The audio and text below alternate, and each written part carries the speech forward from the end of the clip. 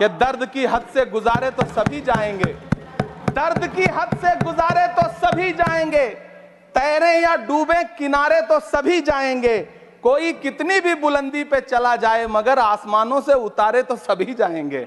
जनता ने दिखा दिया इस देश। नमस्कार, हम विमलेश कुमार और आप देख रहे हैं मेरा पेज विमलेश कुमार ऑफिशियल।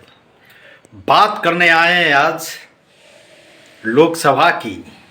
लोकसभा में इमरान प्रतापगढ़ी की धो डाला बिना किसी डिटर्जेंट के, बिना किसी डिटर्जेंट के धो डाला लोकसभा में शायराना अंदाज में, उस शायराना अंदाज में कि देखने के बाद आप भी उसके दीवाने हो जाएंगे।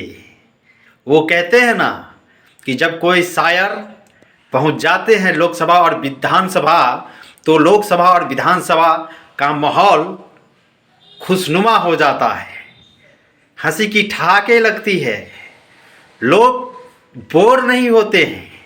शायराना अंदाज में जब इमरान प्रतापगढ़ी ने बोला हमला भाजपा की सरकारों पर बिना नाम लिए, तो यकीन मानिए बहुतों के चेहरे का होश बिगड़ गया था। बहुत लोग तिलमिला उठे थे, शोर शराबा होने लगा, हंगामा होने लगा। बात ही कुछ ऐसी थी कि मिर्ची लगना तो लाजमी था। आप इस प्रतापगढ़ी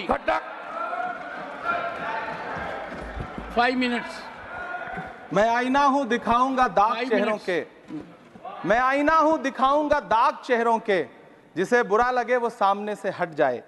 सभापति महोदय, दुनिया के सबसे बड़े लोकतंत्र का महापर्व चुनाव गुजर चुका है। कांग्रेस मुक्त भारत का नारा लगाने वाले प्रधानमंत्री जी अपनी पथराई आंखों से किंग कर्तव्य विमूढ़ होकर समीक्षा में लगे हुए हैं कि आखिर कसर कहां रह गई।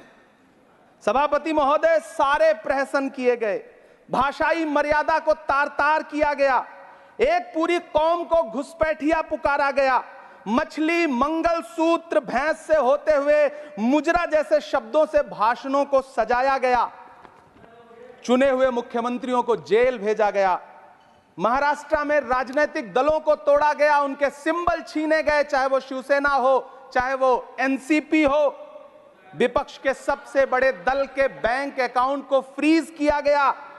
उसके बाद मोदी सरकार चुनाव लड़ने के लिए जनता के दरबार में गई, लेकिन वाह री जनता ने दिखा दिया कि दर्द की हद से गुजारे तो सभी जाएंगे, दर्द की हद से गुजारे तो सभी जाएंगे, तैरे या डूबे किनारे तो सभी जाएंगे, कोई कितनी भी बुलंदी पे चला जाए मगर आसमानों से उतारे तो सभी जाएंगे।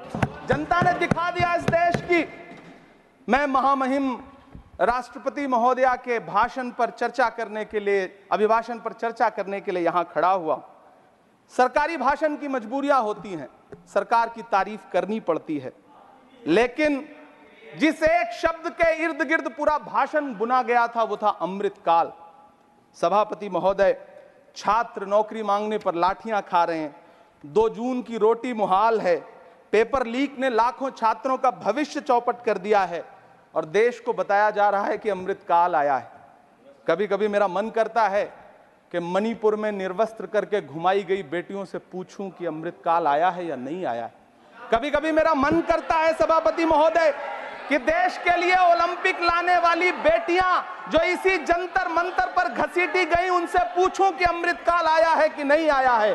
कभी कभी मेरा मन करता है कि रात के 2 बजे बिना परिवार की मर्जी के हाथरस में जलाई गई उस दलित बिटिया जो बलात्कृत थी, उसको स्वर्ग में संदेशा भेजूं और उससे पूछूं कि आया हुआ अमृतकाल तुम्हें दिख रहा है या नहीं दिख रहा है।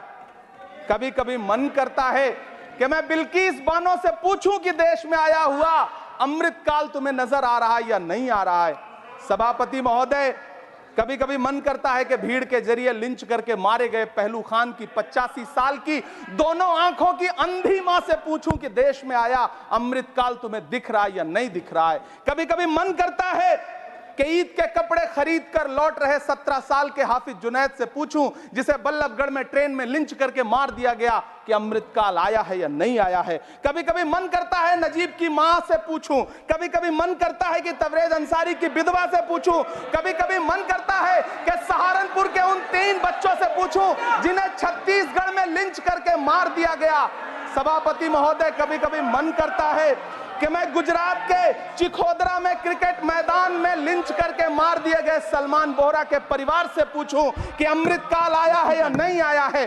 कभी कभी मन करता है कि मैं अलीगढ़ के औरंगजेब उर्फ फरीद से पूछूं, जिसे लिंच करके मार दिया गया और बाद में उसी मृतक के ऊपर डकैती का मुकदमा कायम किया गया।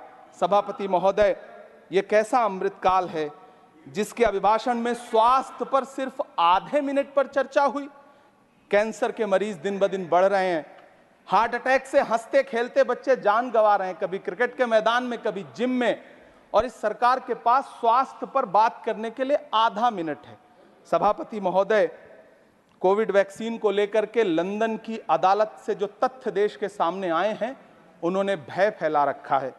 कांग्रेस की सरकारों ने भी चेचक, पोलियो और प्लेग जैसी महामारियों के टीके लगवाए, लेकिन न तो कभी सर्टिफिकेट पर अपना फोटो छपवाया और न कभी उसके नाम पर वोट मांगे। कांग्रेस की सरकारों ने यह किया है, लेकिन इन सरकारों ने क्या किया है, मोदी जी ने क्या किया है कि राजनीतिक दलों को तोड़ा और तोड़ करके चुनाव लड़े, और चुनाव लड़ने के बाद भी आशातीत सफलता प्राप्त नहीं हुई है। सभापति महोदय, अंतिम 1 मिनट आपसे लूंगा, मुझसे बहुत सारे। आधा minute please. 1 minute sir. You have made a speech, you know what you have did. अंत में सभापति महोदय, मैं अंत में यही कहना चाहता हूं कि चुनाव समाप्त हो चुके हैं, सरकार बन चुकी है, लेकिन मुझे इस देश के प्रधानमंत्री जी से यह कहना है कि आप नारे लगाते थे सबका साथ सबका विकास।